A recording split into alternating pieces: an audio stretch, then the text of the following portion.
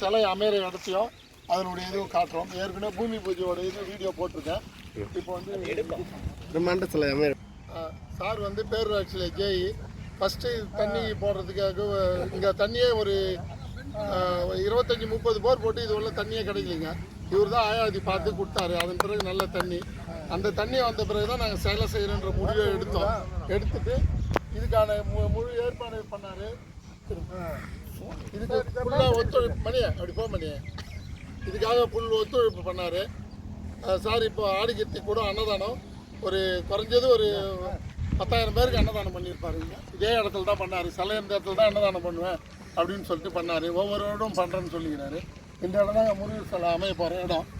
இதனுடைய பீடம் 75க்கு 37 அகல நீளம், மொத்தம் 43 2 இன்ச்சு பைல் போடுறோம். பைல் போட்டு இந்த சென்டர் மட்டும் ஃபுல் ஓப்பன் பண்ணி இங்கேருந்து தான் முருகர் சிலை 100 அடி அகலத்துக்கு மயில் சிலை அமைய இருக்குது.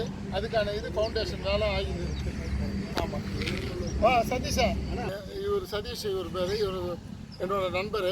ஹைவேஸ் இதெல்லாம் கான்ட்ராக்ட் மொத்தம் எடுத்து செய்கிறாரு. இவர் கூட இருந்து எந்த வித இவங்கெல்லாம் வந்து எந்த வித கைங்கறி எதையுமே எதிர்பார்க்காம நம்ம கூட இருந்து ஹெல்ப் பண்ணுறவங்க. இப்போ இதுக்கு ஃபைலுக்கெல்லாம் ஆள் இது பண்ணி எல்லாம் ரெடி பண்ணி கொடுத்தவரு இவர் தான்.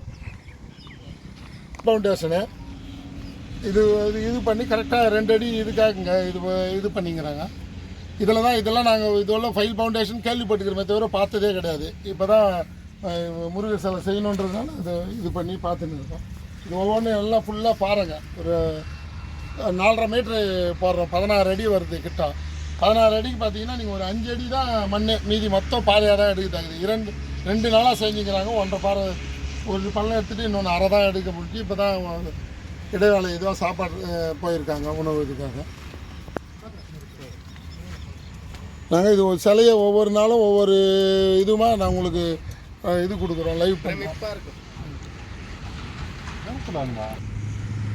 அப்படியே அந்த கிரேன்லாம் அப்படியே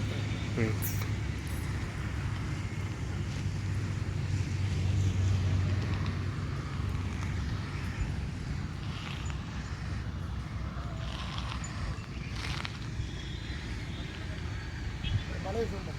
அது ஆலயம்